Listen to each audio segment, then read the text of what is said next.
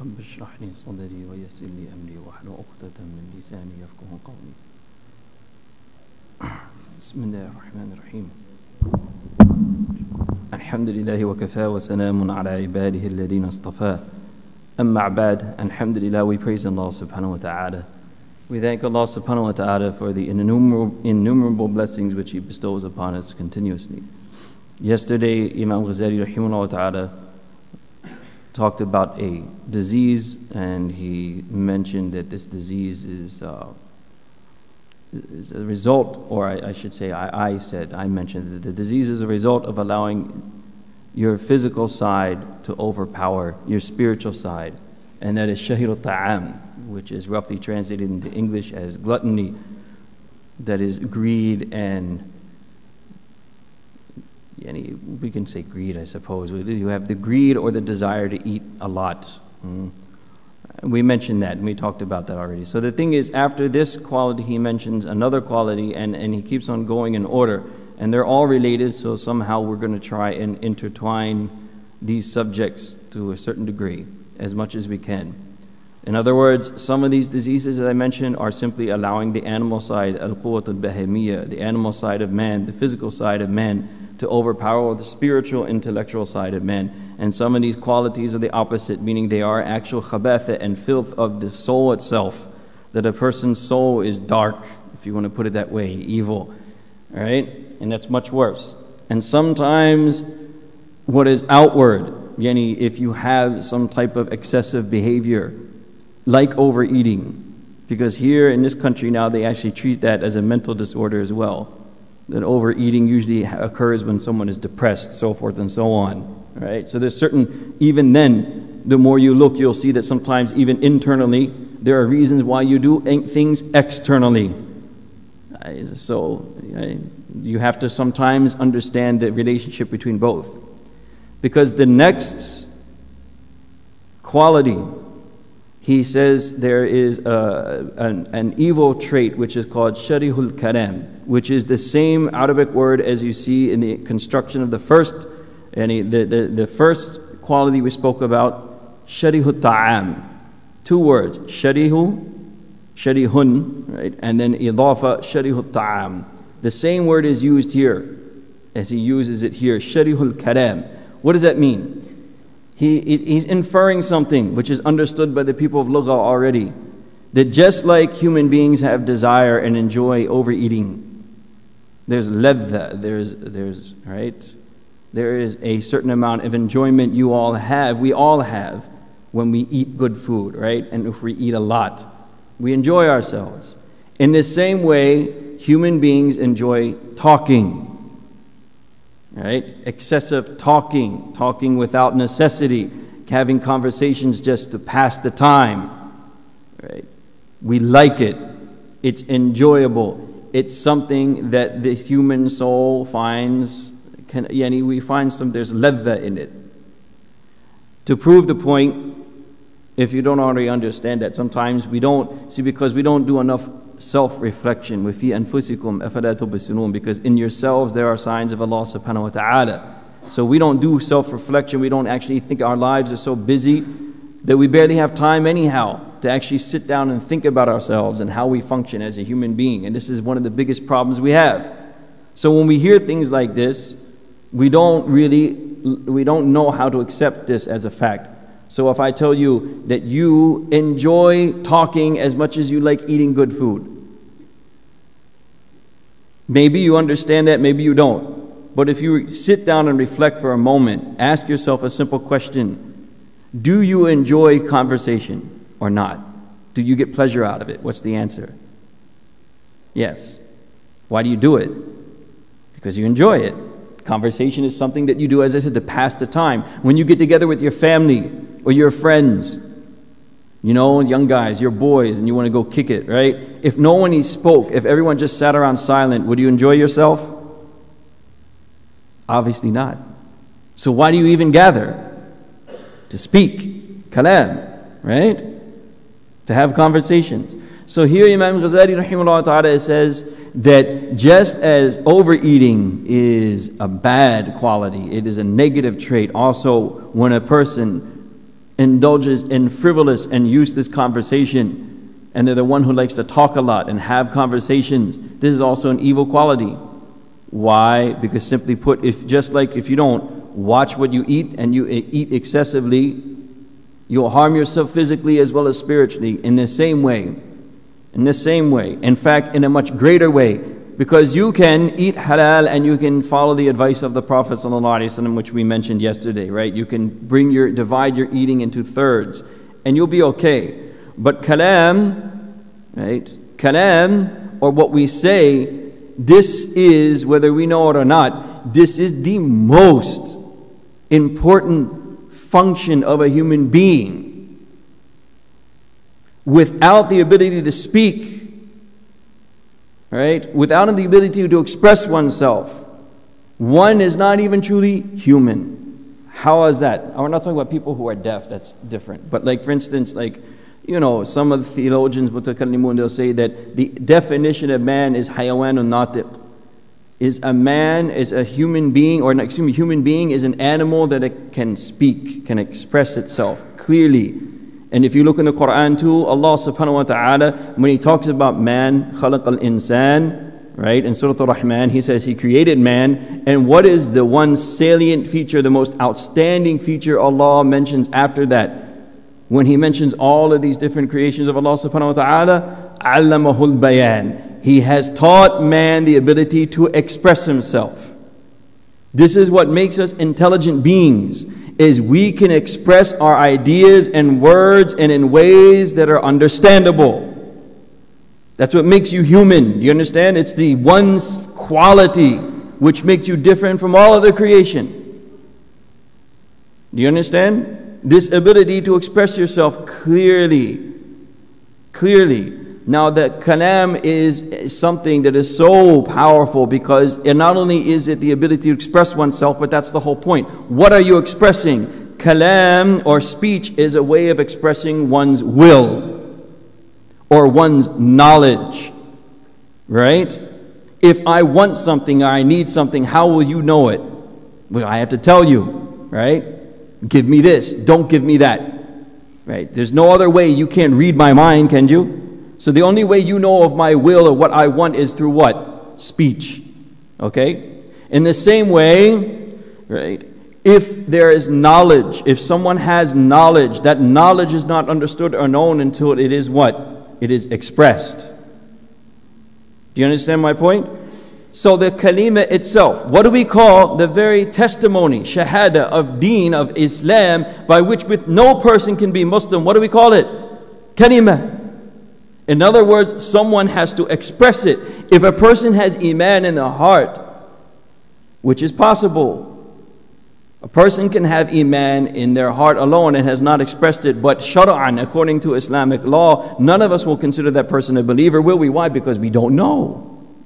How will we know that you're a believer until you tell us? So you have to say it. You have to say, La ilaha illallah. And that one expression and one statement right there, if it is truly an expression of what's inside of you, you're not a hypocrite, then that one expression is enough for your entire salvation. Is that a lie or is that true? Man qala la ilaha illallah mukhlisan fi qalbihi dakhala al-jannah, as the Prophet ﷺ said. You get my point? If you're being true to what you say, and you say this word, that one sentence is enough for you to go where? Jannah. So don't think the tongue is a small thing. Don't think your words are small things. In fact, words are what make you and break you. Khalid ibn Walid radhiyallahu anhu said that inna al-bala'a wukida bil qawl, that indeed even trials and tribulations are affiliated with what we say. Small words that we say that seemingly mean nothing but can change events themselves. This is why Khalid ibn Walid radhiyallahu anhu mentioned this in context of the battle he fought against Musaylama al-Kadhdhab and Banu Hanifa, who were the tribe that supported him. Before they went to battle, Khalid ibn Walid radhiyallahu anhu just said a very simple thing. Like, who are these people? Banu Hanifa, who are they? Well, treat them the same way as we treated all these other people before them, meaning we'll beat them very easily. And he said that battle lasted all day, and we had never met people more courageous and tough than Banu Hanifa. And this he attributed to what? one simple statement. In al-bala wukira bil qawl, that all of this happened, the reason why we had such a hard time fighting them, the reason why it was so difficult to defeat them is because of one statement that I said out of kibr and arrogance, that who are these people? We'll deal with them the way we deal with everybody else. They're nothing special. So Allah subhanahu wa ta'ala did what? He made that battle very difficult for him and the rest of the Sahaba. And this Khalid ibn Walid attributed to simply one statement, something that came out of his mouth. And that's why the Sahaba as a whole, Shaddad ibn Aws said that ما كلمت بكلمة منذ أسلمت إلا وأنا أختمها وأزمها, which means that since the time I have accepted Islam, I have never said kalimatan, never said one word, except that I've always kept it under control. أختمها وأزمها, meaning he kept it under, he thought, what does that mean? He thought very well about whatever it is that he was saying, and when he said it, he also chose his words very well. And he said, this is since the time I accepted Islam, I have never done that. I've never spoken in other words without thinking about it and without choosing my words. This is how the Sahaba were as a group, and they understood this very, in other words, why am I narrating all of these things? They understood the connection between what we say and either the good that comes out of it or the shar and the evil that comes out of it. And that the tongue is a very powerful instrument. It is more powerful than any other instrument we have in reality. Because if it wasn't the case, then like the Prophet said, sallallahu alaihi wasallam, one small statement, La ilaha illallah, would not be enough to get us into Jannah, would it? But it's all it is. One small statement, because your speech is an expression of what's inside. And as we said, it's what's inside that counts. And that's why you must, first of all, see this topic is so vast. First of all, you have the aspect of sidq, that a person must be truthful. Because if internally you're not a truthful person, then all the words that come out of your mouth are lies. Ultimately, flatteries, ways of making people happy with you, right? You don't know how to be honest inside. That's a big problem, right? And that's also related to what we say, is it not? Because if what you say is all a lie, right? Then what does that show about your inside?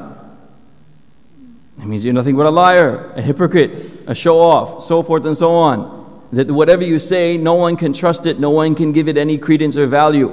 And that also means, who knows, maybe what you say about your iman too has no credence and value, because that's what you're used to. You're a liar, right?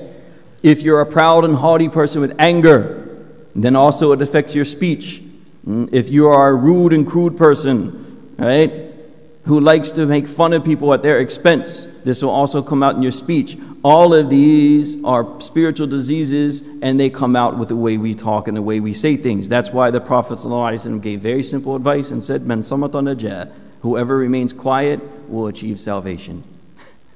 So really what's the answer to it is, most of the time, if you can avoid it, don't speak.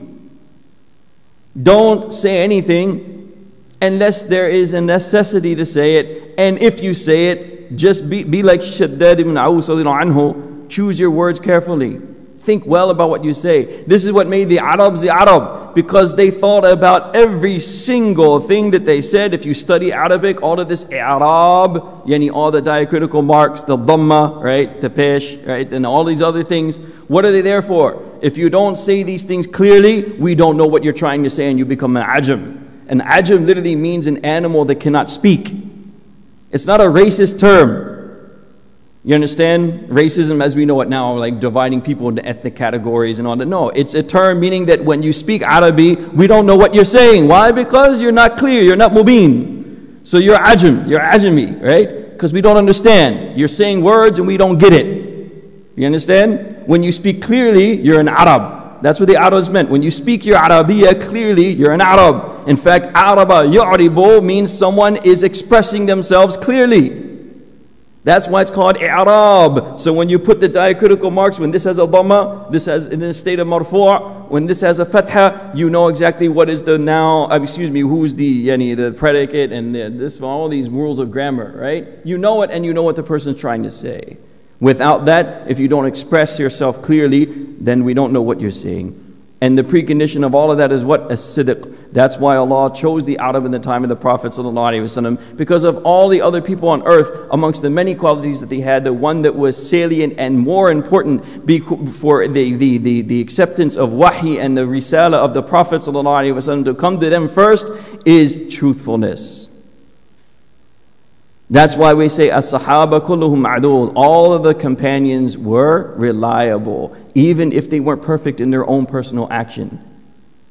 They were truthful people, as compared to us, who outwardly we look like we're saints, but inwardly we're the worst people that you might want to ever meet. Right? They didn't have to do a lot because they were truthful. They would never lie. Whatever they said, they meant it. And whatever they told you, right? They weren't going to beat around the bush. They were going to tell you exactly what was.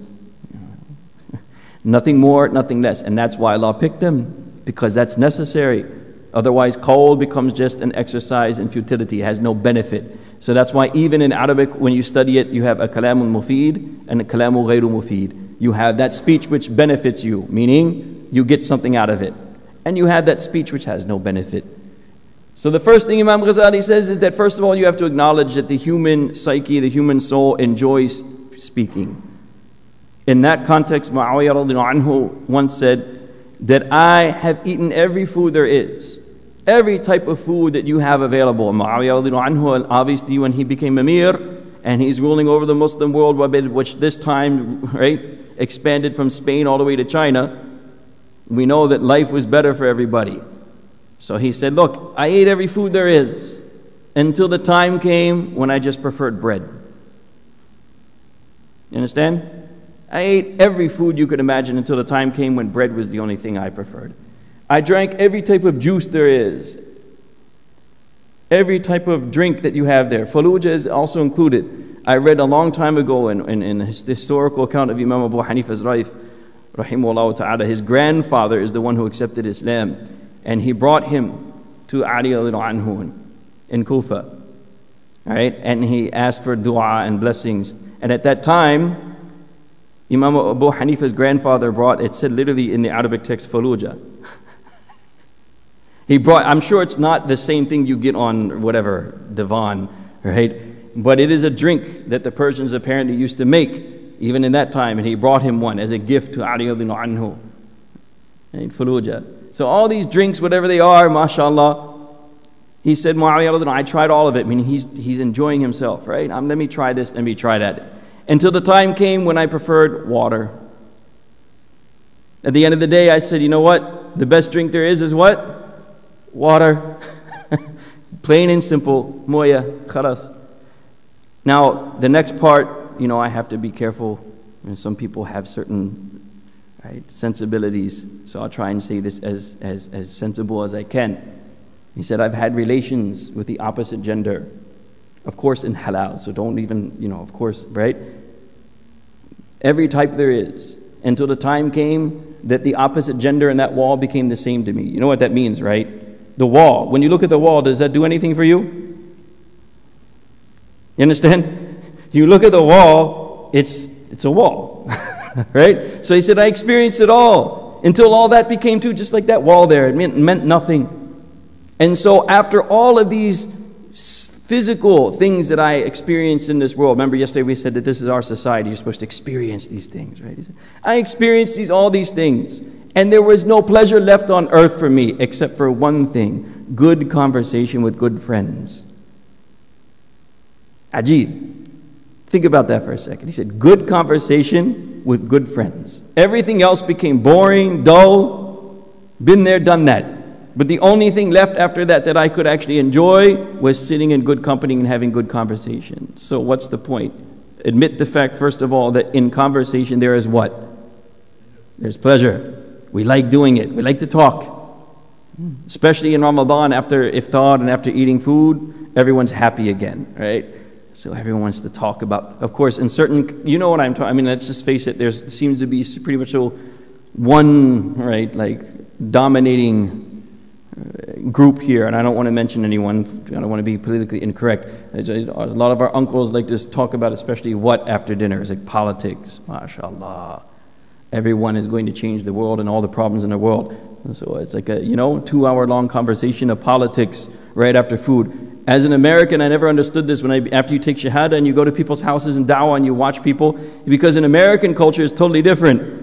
If you bring up politics at the dinner table, you'll get thrown out immediately. Like, we don't talk politics at the dinner table. It just doesn't happen. Don't you get it? We had a civil war and killed each other over politics. You don't do that unless you want to start one here at the dinner table too. Right? And people start beating each other up at the dinner table because of what? Politics. So I have no idea why that's such an enjoyable thing for people to, after dinner, we're going to talk politics. It's like, subhanAllah. As if you're going to do anything anyhow. Like, your conversation there after the dinner table is going to change the world. Right? SubhanAllah, it's ajib, it's frivolous, it's just useless waste of time when you really look at it. Okay? So the point is this, conversation has pleasure. So when he says that we should curtail or we should reduce the amount of speaking, he's not even getting into some of the things that we'll talk about briefly today, the sins and the dhunub of the tongue. He's saying, don't even use the tongue. If you must speak, then be like Shaddad ibn Aws anhu, speak only when necessary and think well about the things you say. Like I said, to have control over your words. If you are like that, this is why Shaddad ibn Aws anhu said, وَأَنَا أَخْتِمُهَا وَأُزِمُّهَا, meaning he had complete control over the things that he said. You find that even after the Sahaba, many of the shuyukh, they did things, for instance, like they would go to sleep and they would check a list in which they wrote down every single thing they said throughout the day. And then they would check to see whether that kalam or that speech was necessary or not. Now, again, this is the spirit of our predecessors. In order for you to even write down everything you said since the time you woke up and the time you went to bed, it means you have to be paying a lot of attention, right? You have to be very, very, in other words, you choose your words well, you choose when and who you're going to speak to, and you knew everything you said. I mean, that's incredible. That means you have complete akhtimuha wa azimmuha, meaning you have complete control over your words. You understand? You don't just speak freely like we do normally, right? We just say whatever we want to say, however we want to say, without even thinking about it. It shows that they were the exact opposite. They had complete control over their speech. Otherwise, if you ask me to write down everything I said from morning to evening, subhanAllah, it's a hopeless case. There's no way I can even remember half the things I said. I don't know about you, maybe you're, mashallah, at that level. I know for myself, I can say that honestly, that's not possible. I can't even go there. So again, like yesterday, if we live in such a context where trying to eat less is really not that practical, you just need to watch what you eat and then of course do the 1/3 rule and you'll be okay. Here too we find that obviously writing down everything you said throughout the day and watching everything you say to the point where you understand every word, how it's used and what it implies, might be asking a little too much for us, right? Might be asking a little too much for us to do. That, be careful. Even the greatest of Imam Malik, rahimahullah ta'ala, I just have to mention this, it's a beautiful story. He said that people used to travel to him to ask him a question, a fatwa, whatever you may want to call it. And sometimes he would say, La uhsinu dhalik. I don't know much about this. I can't give you a proper answer. Right? So the person got upset. I traveled from kada wa kada. I traveled so far to come to you, and you're supposed to be this big imam, right? This big alim. Unlike nowadays, the students of knowledge want to answer every question, even if they don't know the answer to it, right? I gotta put on face that I know what I'm talking about. The greatest of us didn't do that. They understood that, everything you say is held against you. And when people ask you a question about the deen of Allah, what the murad is, this Imam Malik also mentioned, what the intention of that person is, what does Allah want from me? Imagine that question. Right? I have an issue. What does Allah want from me? How am I supposed to know? What do you think, I get wahy or something? If you think that, then you're a kafir, right? I don't know what Allah wants from you. How am I supposed to know that? So anyone who's really a scholar will understand. That's the question. What does Allah want me to do? I don't know. I don't know much about that. Maybe you should ask somebody else. I'm not the one to ask.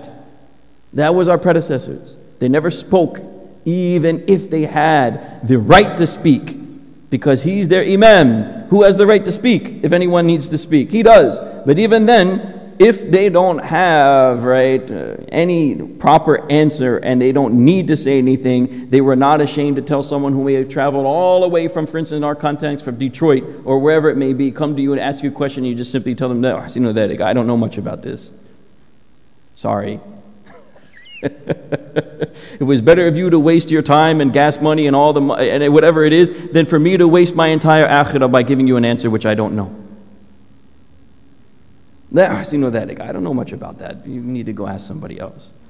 So khair. The best we can do then in this case, if we're not able to actually control our conversations to the point where we don't speak unless necessary, and when we speak we only say things which are beneficial and we choose our words, just like the Sahaba and those who came after them, then the very least we can do in our weakness is like yesterday, don't speak to the point where you will end yourself in or end up in trouble in the akhirah. And again we see, as the hadith of the Prophet ﷺ gave us a middle ground yesterday, again here the Prophet ﷺ gives us beautiful advice. من يضمن لي ما بين لحيتيه وفخذيه أضمنه الجنة. Simply put, that whoever can guarantee that which lies between their two jaws and that which lies between their two thighs, then I will guarantee for that individual Jannah. In other words, protect your tongue from sin, protect your private parts from sin, and the Prophet himself is your guarantor. Admannahu Jannah. He is your guarantor for Jannah. Very simple advice. So if you cannot find yourself the discipline to follow the advice of Imam Ghazali, which is the easier way, this is the other hadith, man samata najah, whoever remains quiet achieves salvation. If you can't be quiet, then at the very least protect your tongue from committing sin. So we'll briefly, this is what we'll do, because this goes into the next subjects that are coming up, qualities of anger and hasad and all of these things. That is to understand the sins of the tongue and why we do these things. The more prominent sin of the tongue, lying is just, we already went through it. Lying is also like a big problem, which we'll get into later. But what is the more prominent sin of the tongue that all of you may mention? If I tell you, what are the sins of the tongue? What is the most prominent? Backbiting, ghiba, exactly. Everyone said it, right? Backbiting. It's the most prominent. That's where there is a hadith. Although there's da'af in the sanad, there is criticism of the chain of narrators of this hadith. Some say it's da'if, although I would say, Allahu a'lam, that the meaning is sound. And what is this hadith? Al-ghibatu ashaddu min az-zina. That backbiting is worse than fornication. And we'll get into why, although there may be some criticisms of this hadith in terms of its chain, that this meaning is completely sound. One simple way of understanding it is, obviously, if someone tried to commit zina in our presence here in the middle of the masjid, what would happen? I'm sure none of you would would be, oh, mashallah, okay, do whatever you like. I'm sure that's not the case, right? If someone tried to do that in the middle of the masjid, I'm sure everyone would get up immediately and do something about it, right? Okay, look, there's certain things we just, will not tolerate. But if someone starts backbiting in the middle of the masjid, which happens often, what happens? Unfortunately, most of the time, the people who are involved in the backbiting are people who we would consider muttadayin or deendar, right? Those people are supposed to be pious. Usually they're the ones who are doing the backbiting. So not only are we doing it in the masjid, but oftentimes even we justify it. Why am I doing this? Because it's nasiha, it's good advice. Because I'm worried about the ummah, right? So I want to talk about somebody. Right? The interesting thing is that the Prophet ﷺ in another hadith, he said that inna riba thnan wa sab'una baban, that riba, interest, has 72 doors. There are 72 doors of riba.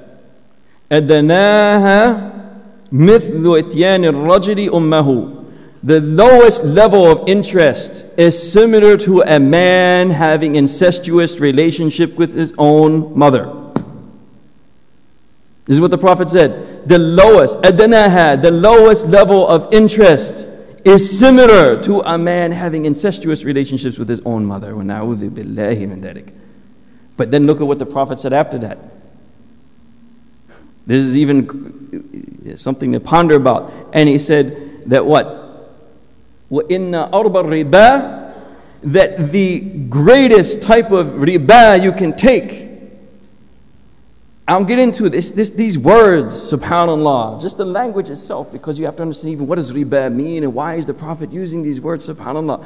The greatest amount of interest that you could acquire, that you can accumulate, in the arba riba. The greatest amount of interest you can accumulate is what? إِسْتِطَالَةُ الرَّجُلِ فِي عِرْضِ أَخِيهِ. Is a man seeks, and I'm translating this not according to word by word, I'm translating this, trying to translate it bil ma'na. Yani, what does it actually mean? That a man seeks to elevate his own position at the expense of his brother, or the honor of his brother. إِسْتِطَالَةُ الرَّجُلِ فِي عِرْضِ أَخِيهِ. That a man, because istitala, the original root word is literally what? Tul, which is what? Who knows Arabic here? What is tul? Height. And istif'al means someone seeks something. Normally it's used that way. Right? They want to be, they're looking for something. So what does istitala mean? Literally trying to become what? Tall, high. So what does it mean? They seek to bring their own level. They're trying to find an honor themselves. They want a position. You understand? And how are they seeking that position? Why are they trying to get that position in the eyes of people? At the expense of his brother's honor. في عرض أخيه. And this hadith, first of all, what is riba? The literal meaning of riba is to get something for nothing. In other words, you get more than what you've actually given. And you got more, not because you deserve it, you're getting it. You understand, you're getting something without an there's no exchange there. You're not giving anything in return. You get, the other person gets what? Nothing. So you've gained at the expense of who? Somebody else. Right?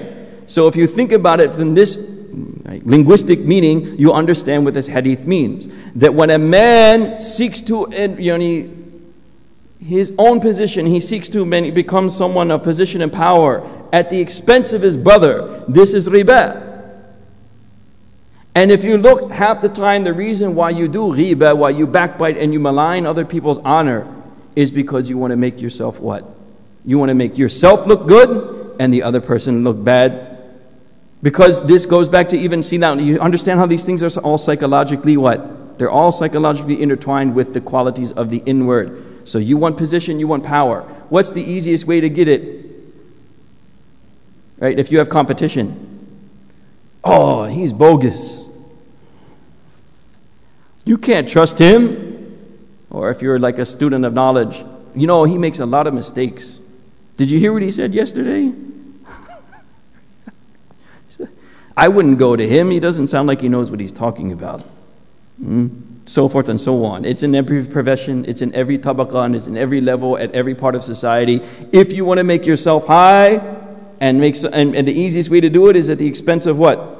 Somebody else. But here's the thing. Rasulullah said, Al-Muslimuna, that the believers, right, with each other, then what is it? Haramu dammuhu wa idduhu wa maluhu. That for every Muslim, another Muslim's blood, honor, and wealth is haram for you. So haram means what? That their blood, their life, their honor, their dignity, and their wealth, all of that is forbidden for you. It's, in other words, literally sacred, meaning you don't touch it. It's not for you. You have no right and no business going there. You understand? You have no right and no business going there.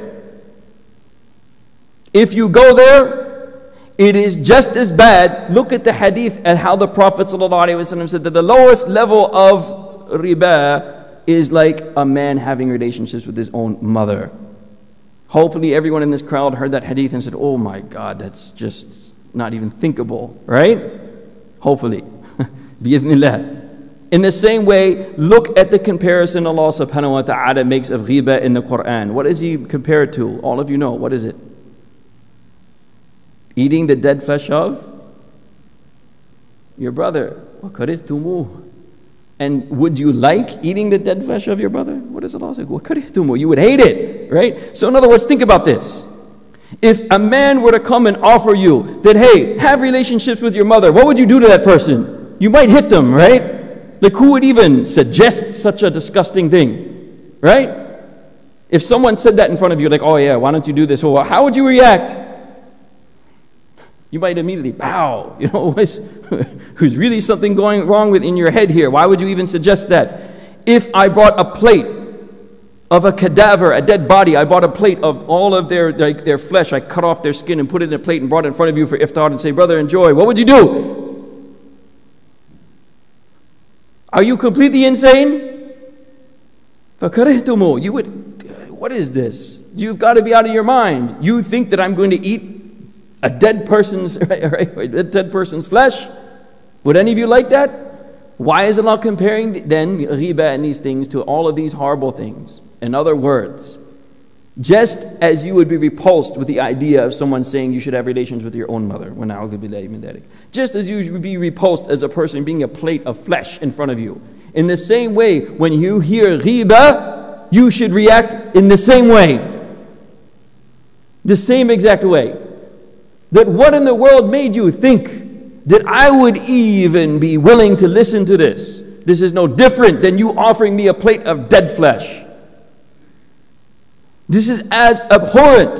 Karaha fakarihtumu. It is as abhorrent to me that you backbite in front of me as it is that you would bring a plate of dead flesh in front of me. There's no difference in my mind. That's how we should be, right? In my mind, there's no difference. I don't need to eat dead flesh. It's disgusting. In the same way, I don't need to hear you malign somebody else. It's disgusting. It's disgusting, literally. Just as having relationships with your own mother would be what? Disgusting. All of these things are disgusting. Nobody in their right mind, not even here when everything becomes, mashallah, free game. Nobody in their right mind would look at a person who eats dead flesh and has incestuous relations with their own mother and tell them anything different. What would they say about them? You're disgusting. Right or wrong? So in the same way, someone who backbites and someone who brings backbiting in front of you, you should think the same way, that this is not acceptable. This is disgusting. I'm not willing to tolerate this. It's not something I'm going to do. I'm not going to give ear to this. That's right. You understand? That's number one. So backbiting, though, because it is like lying and all these internal things too, we already mentioned one, which is the Prophet mentioned it, sallallahu alaihi wasallam, that one reason why you backbite is to elevate yourself at the expense of somebody else's honor, right?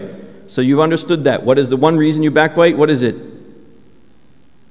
Elevating yourself at the expense of your brother. Just mark that down in your mind, right? So whenever this thing comes up, when you think that you want to backbite or you listen to it, you think about, wait, what's the purpose here of this kalam? Is this what I want to do? I want to make somebody else look bad so I can look good? No way. Because Rasulullah said that this is the arbul riba. This is the greatest amount of interest you can acquire. And if it's the greatest amount of interest and the lowest amount of interest is equal to sleeping with one's own mother, then do you want to do that? No, I'm not interested, right? This is something I'm not interested in.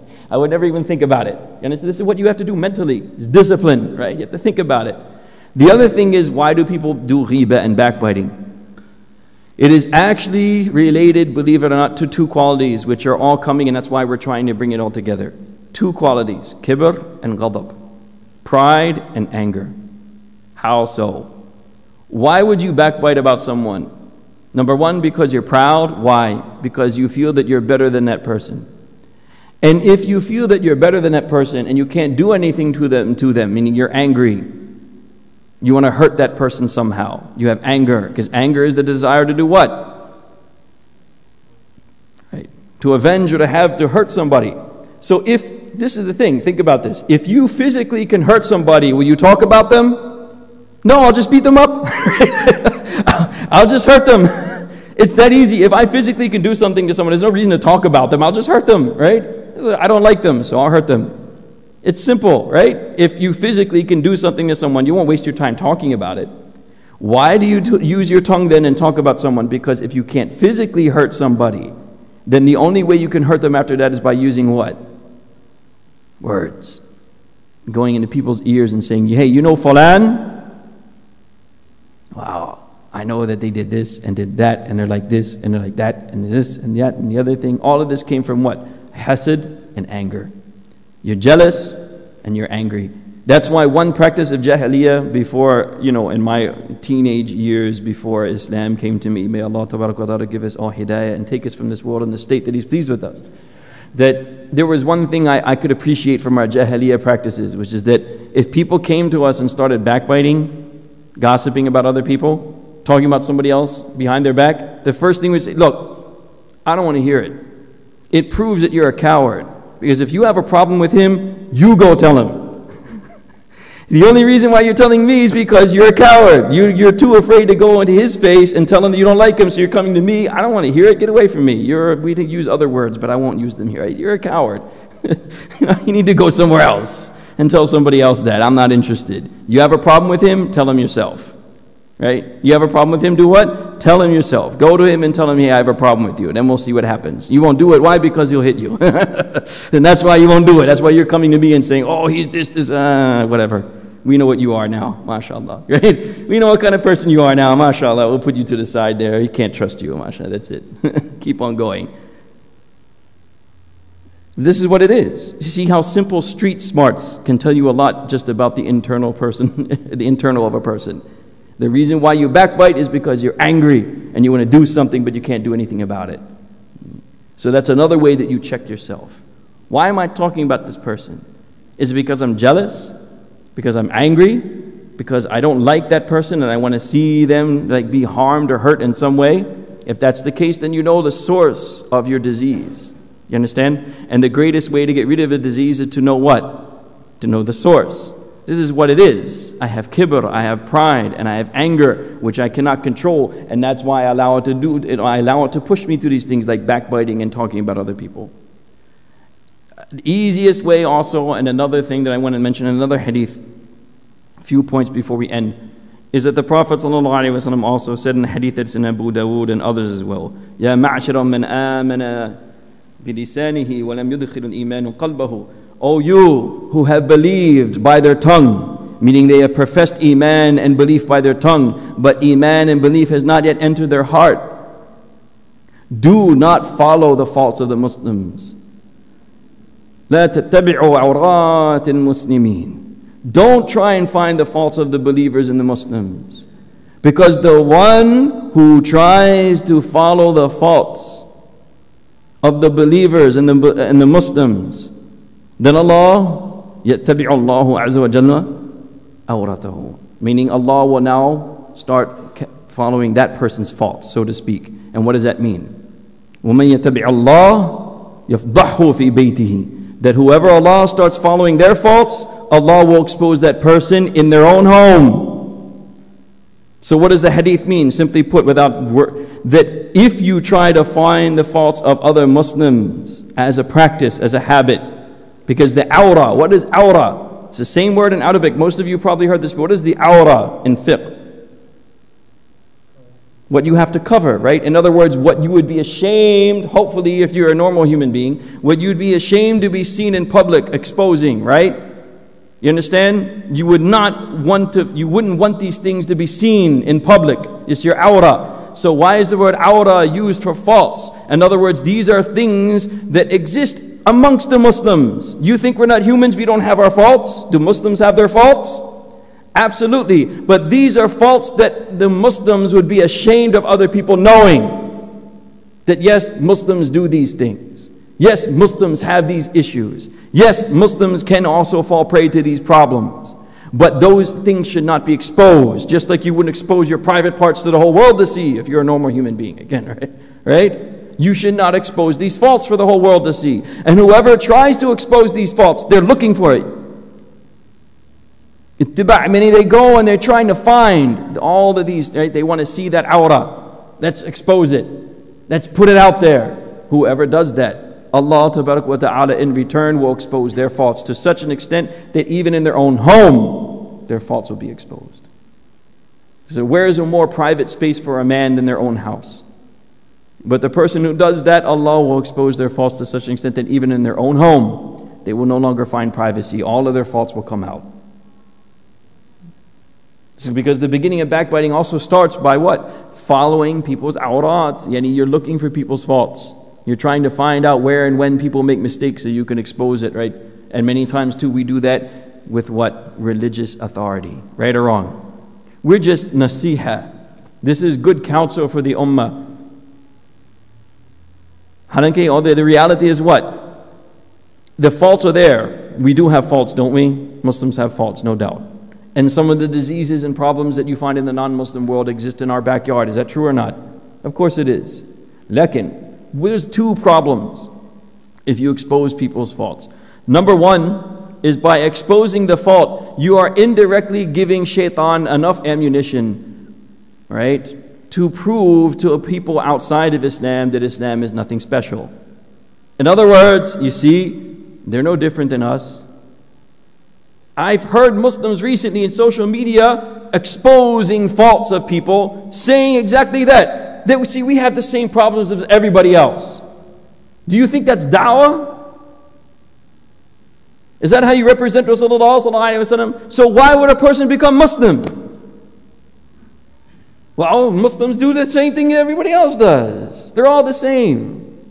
We're the same, they're the same, we're no different. No. Someone has to see in your deen something that's, because people will see all the time fancy philosophies and mashallah, very, very interesting and intricate ideas about what man is and the solution to man's problems. But at the end of the day, all those things look really good on paper, but do they ever have any real results?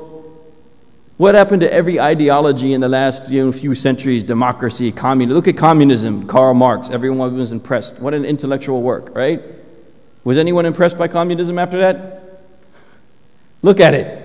It sounds great, right? But if you look at it practically, so you see, this is not da'wah, that, oh, we have faults like everybody else. You're supposed to cover your faults. They are there. We're not saying Muslims are perfect and that they don't have their problems, but you don't expose those problems. And number two, even for the person that's committing the sin, exposing this sin is not the solution. Do you understand? Exposing this sin is not the solution. You're not doing al-amru bil ma'ruf wa nahyu anil munkar. You're not enjoining good and forbidding evil by exposing people's problems and faults. If anything, the Prophet ﷺ even said, idrul hadud, meaning that you should even, as much as you can, ward off the penal punishments, the hudud, like cutting the hand off of the thief. As much as possible, this is a qa'idah for scholars, that as much as possible, if any evidence against a person can be used to prove that they are innocent of committing zina, adultery, or stealing, then you take that evidence, you say, forget it, we're going to waiver the punishment. So the spirit of Islam is not to punish. The spirit of Islam is to do what? To forgive, to overlook people's faults, and to bring people in despite their faults. Despite their faults. The Christians brag about this. They say that Mary of Magdalene, that she was what? She was a prostitute. That's what they say. They brag about it. And when she came into the presence of Isa alayhi salam, she became a saint. She became a waliya. Right? This proves our religion is a religion of truth. Why? Not because it's for good people, because it can take the worst of people and make them into the best. But I say that in Islam, that's always how it's been. If you read the stories of all these great scholars that you quote all the time, Fudayl ibn Iyad rahimahullah ta'ala, right? He was a qata' tariq. He used to rob people as a profession, like Ali Baba and the 40 Thieves. That's what his profession was. He later on made tawbah, and he is who he is today. We read about him in his stories and books. We look at him and say, oh wow, look at this, how pious this man was. But what was he doing before? If he met you on the road before that tawbah, he would have put a sword out to your neck and said, give me your money or your life. You understand? Right? Even, and I can go on with many names. That's why in Islam, right, we are supposed to be, if people have faults, that's okay. We've forgotten the ability to actually bring people in with their faults. Whatever you are. Like here in America, they used to say, right, Ellis Island, bring me your poor, bring me your weak. Right? That's what we should say in our masajid. Bring me the worst of them. Bring me all of these people with all their problems, all of their addictions, everything they have. Bring them here. Because the dhikr of Allah, wa dhikrullahi akbar. And Allah subhanahu wa ta'ala, when He gives someone hidayah, none of these things become problems. In fact, those people usually become the best of us. I'm sorry, just one more story of these shuyukh that we also often read about. Bishr al-Hafi. Have you read of him? Rahimahullah ta'ala? He was a very famous sheikh in the history of Islam. He also, before he made tawbah, was a drunk.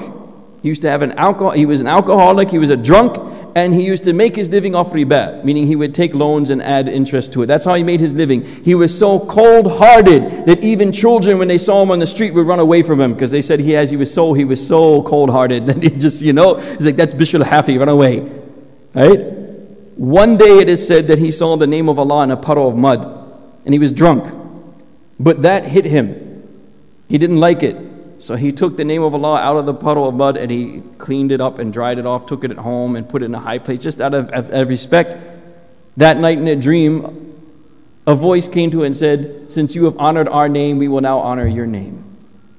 And he made tawbah and became what he was.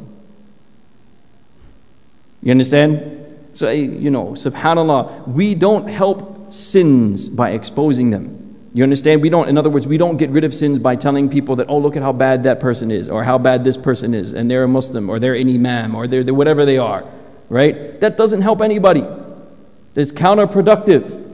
That doesn't mean you don't deal with the problem, but you don't use the tongue and backbiting and at the expense of your brother, fi ildi akhi, that at the expense of somebody else's honor, you raise your own maqam and status, and you start spreading people's problems and faults. You don't even look for people's problems and faults. Because if you look for them, like the Prophet said, sallallahu alaihi wasallam, then Allah will also expose your problems and faults to such an extent, fi baytihi, aw fi riwayatin fi jawfi baytihi, meaning even in the darkest corner of your own home where no one can see you. So people think that they've got their PC, their personal computer in a nice little corner where no one can see them.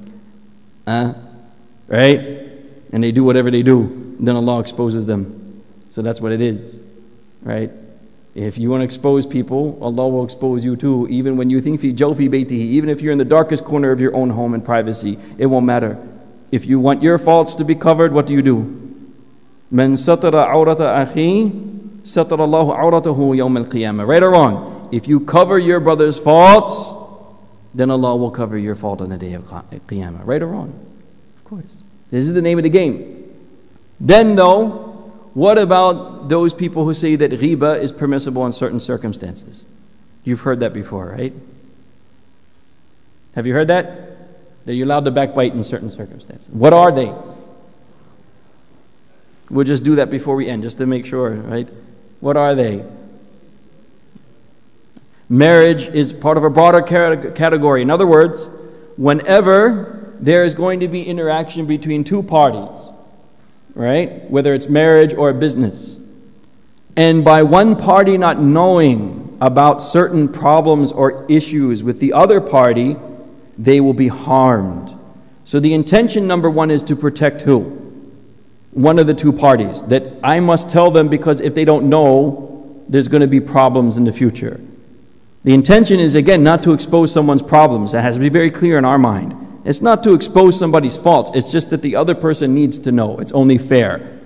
Okay? So, for instance, like you mentioned in a marriage, which we don't do either. There's plenty of examples. We dealt with that in the community too. Like people hide everybody's faults. And sometimes the faults are so serious that they are grounds for divorce.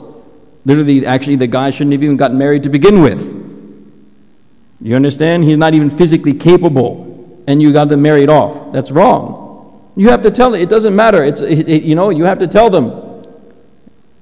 My brother has a snoring problem. I'm going to put it down to a very little, right? But you have to say it. Because maybe she doesn't want to live with that for the rest of her life. Right? It's like he has a serious snoring problem. okay. Or maybe they don't care. You say, well, that doesn't bother me. But you have to say it, right? Because look, it is an issue.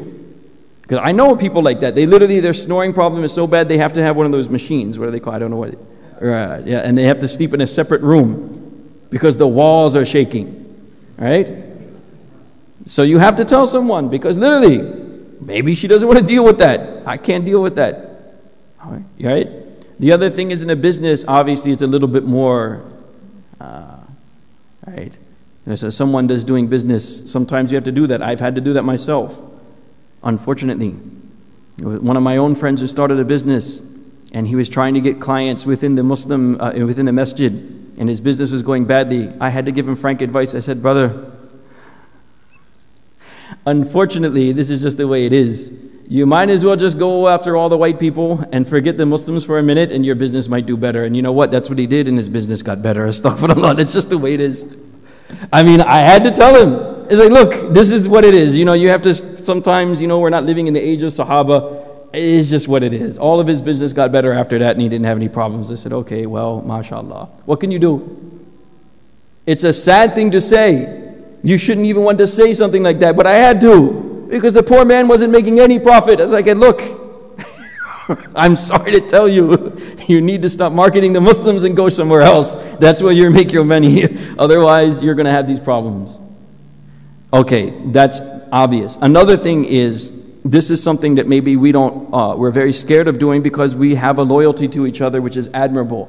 But if someone is going to hurt somebody else or break the law, it is permissible to expose them. You understand?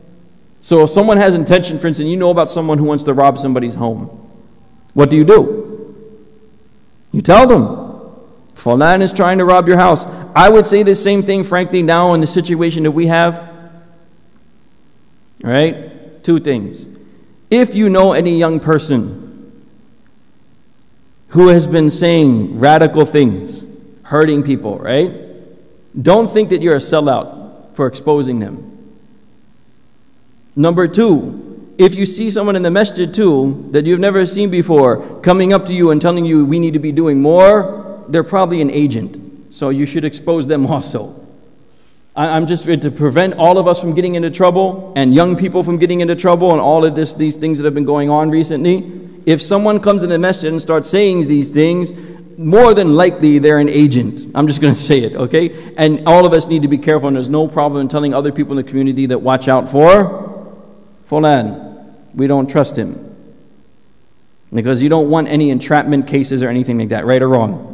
We don't want to get ourselves in trouble for no reason. So be careful. It's not disloyalty or selling out to the kuffar or any of that to do that. Because this is a point of that we have to understand. If there is danger involved, if somebody else's rights are involved, if somebody else's life is involved, then we have the right to what? Expose it. That's a right for us. And the last but not least, of course, is in terms of the science of hadith, which doesn't apply to really any of us. Illa masha'Allah. That if a scholar of hadith has to talk about particular qualities of a rawi or a narrator of hadith, right, that their memory has weakened in their old age, for instance, he must expose that quality for the simple fact that he has to protect what? The hadith of Rasulullah sallallahu alaihi wasallam. Okay? So because of that, he must also talk about people at times when and where necessary, that such and such a narrator is not reliable for whatever reasons. Having said that, to sum this all up, all of these categories, when backbiting becomes permissible, one must understand in order for it not to become backbiting that is sinful, you must only expose the fault alone and not add any other fuel to the fire. Like, oh, he snores real loud, but you know what else? He likes to do this, and he likes to do that, and he does this, and I've seen him do this and that and the other thing. You understand? Stick to the issue. Don't go any further than that. Whatever the problem is, mention it. If possible, you should even say something good after that. You know, he snores real loud, but in general, he's a good person. You understand? He's got this issue, but in general, he's a good man. He's really pious, but you know what, brother? I've done business with him before, and it didn't turn out too good. Right? It's as simple as you put it. He's really pious, mashallah. But when I did business with him, it didn't turn out that good. That's all you have to say. Nothing more, nothing less. Now, we ask Allah subhanahu wa ta'ala to give us the discipline. Because like I said, the only way out to actually discipline ourselves for these things is to do self-reflection. Every time this problem comes up, you think about the things that we discussed. Where is this coming from? Am I seeking position at the expense of my brother's honor? Am I angry? Am I jealous? Right? What is the real purpose of me? The easiest way is the first advice. Man samata najah. Whoever remains quiet achieves salvation. But if that's too hard for us, then at least we should stay away from the haram. Right? At least we should stay away from the haram.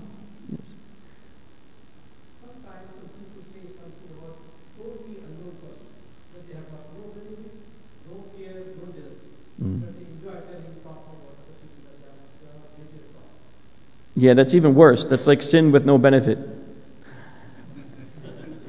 At least the other things, and there was something in it for yourself, but you're just doing it to do it. That's kind of like that's like, you know, that's like what the Prophet said, "Min husn al-Islam mar'i tarkuhu ma la ya'nihi." From the perfection of someone's Islam is to leave that which has no benefit for them, has no connection to them. It doesn't mean anything to them, right? So that's frivolous. I've heard some ulama say too that sometimes, you know, people especially when they discuss politics and movie stars and, you know, all of that, right? They like to say a lot of things. Some ulama said that that's not the same simply because your backbiting is not going to affect them. It's not going to change the fact that they're the president or that they're like, you know, it's just, you know, it's like like they say, a dog howling at the moon, right? What is it going to do to the moon? But Allahu Alam, still we should avoid that kind of kalam just because it's frivolous, right? Allahu Alam.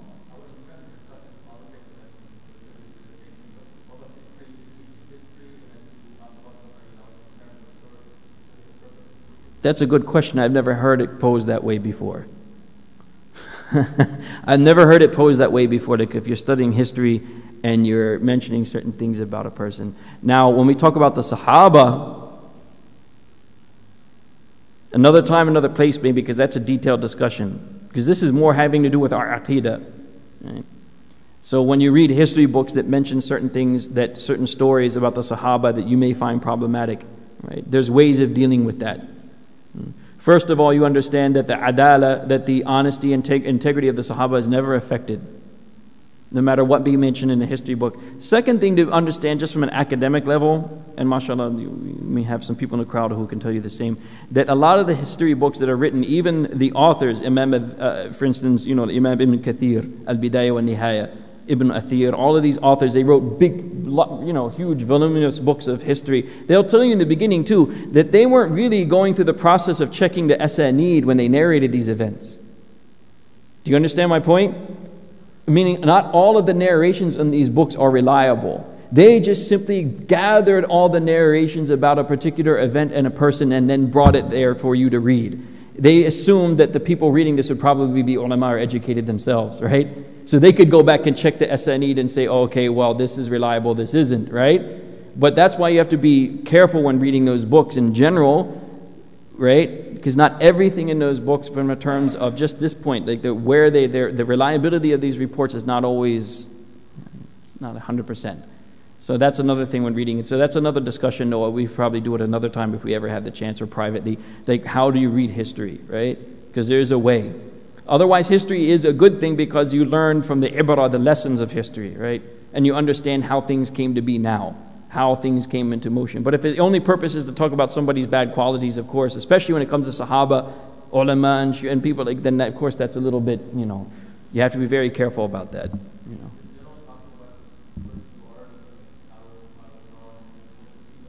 Right. Of course that's okay because Allah Himself does it. And even for ourselves, lessons in ibrah, that people took a certain path and this was the result, there's never anything wrong with that. They're also because they passed away. You're not really going to do anything to their ild and their honor anyhow, right? It's done. Whatever they did is done, right? Allahu Alam. Yes.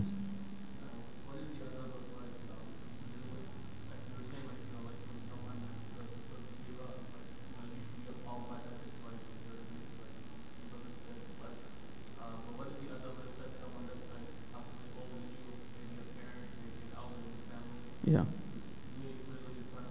Right. If it had been anyone other than your elders and parents, I would have said we should behave as if someone brought a dead piece of flesh in front of us. Meaning you should be that stern. We should. Like, what exactly is wrong with you? Of course, if they're your parents or someone like that, you can't necessarily do that. Like, what are you doing? You just have to simply try and excuse yourself as politely as you can. That I have something else to do, I need to go somewhere, or I don't know, I have to use the bathroom or whatever, I don't know, something. Then go in the bathroom and wash your face so you're not lying. I mean, whatever, just something. Because you can't be that stern. You can't have unf, right, with your parents.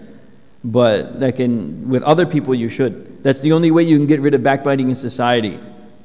When people feel that they're not going to have an ear, they won't do it.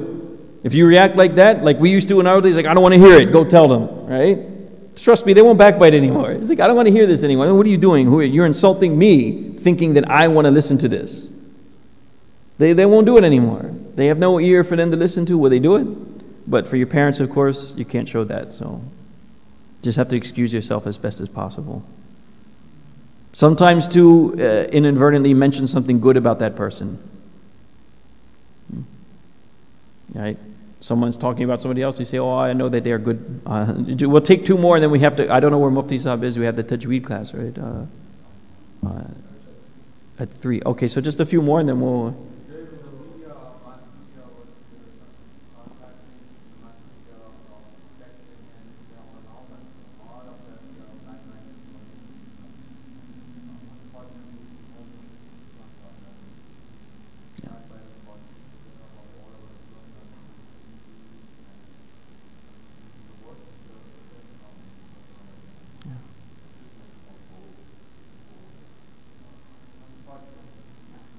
People have no consideration about the fact that, again, we have to... Mass media, right? The use of texting and emails that nowadays, and also blog spots, Facebook, whatever it may be, Twitter, all of it, all that electronic media that we're using. What has happened is that we've seen even Islamic organizations, like I said, even the pious people, they're the ones who usually do it more than anybody, right? That they're using these things as a means of maligning other people, usually other organizations. Let's just be honest, right?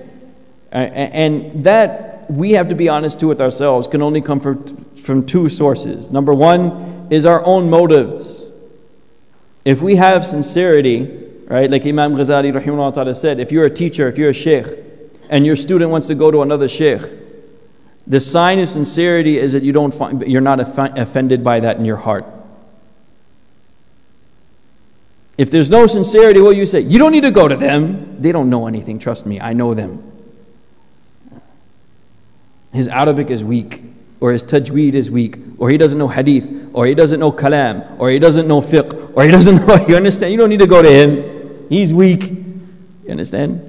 That's what, and the other thing, of course, is that, that means that the motive is not right, and people are only doing it for one reason. What I'm istitalatu rajul fi uddi akhi, meaning you're trying to seek status at the expense of what? Somebody else. That, oh, they're like this, they're like that. Let me just get in order, inshallah. Okay. Yes.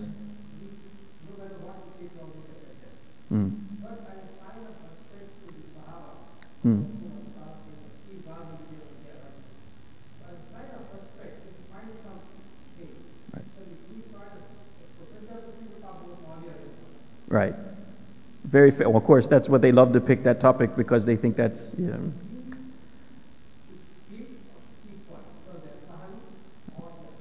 Right. Right. No, we have to keep quiet.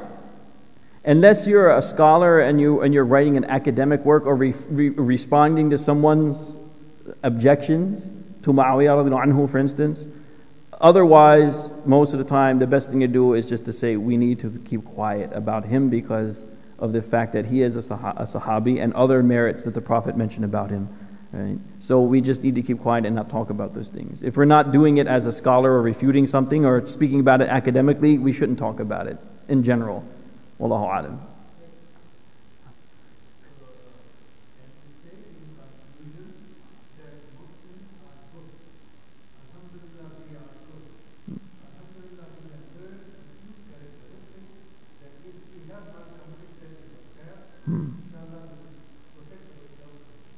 You meaning covering the faults?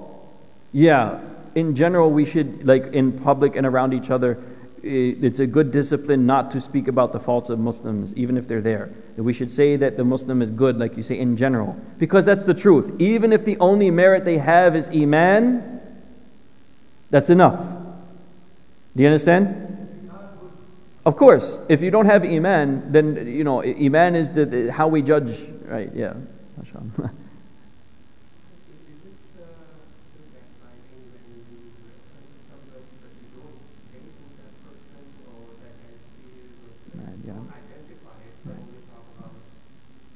That's a good question too. That if you reference someone, right, as a third person, and you don't mention them directly, is that still backbiting? The answer is, if the person can somehow know whom you're speaking about, then it's ghiba.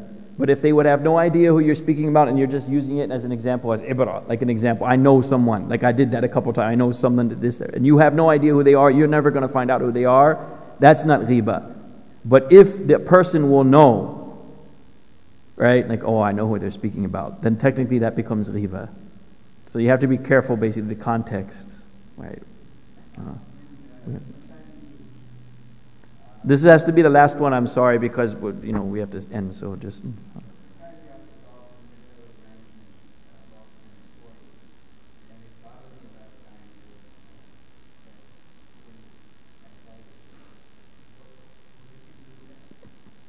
Yeah, everything in the real world becomes difficult. Like, the other brother said, you're in mid-level management, or if you're in, mashallah, if you're trying to sell a product, you have to brag about things that you don't really do, and so forth and so on, right? In the business world, in general, there's a lot of things that go on. But I would say, wallahu alam, that as long as you are doing it for the sake of for instance, the entity that you're employed for, and you don't take it any further than it needs to be, meaning, you don't add like your own personal, well, they're like this, right? Then that should be, inshallah, wallahu alam, should be exempted, wallahu alam. Okay, so we have to finish. I'm sorry about that, because inshallah, you need a break at least before you start the tajweed class. Jazakumullahu khairan kathira. Subhanallah wa bihamdihi, subhanakallahumma wa bihamdika, ashhadu an la ilaha illa anta.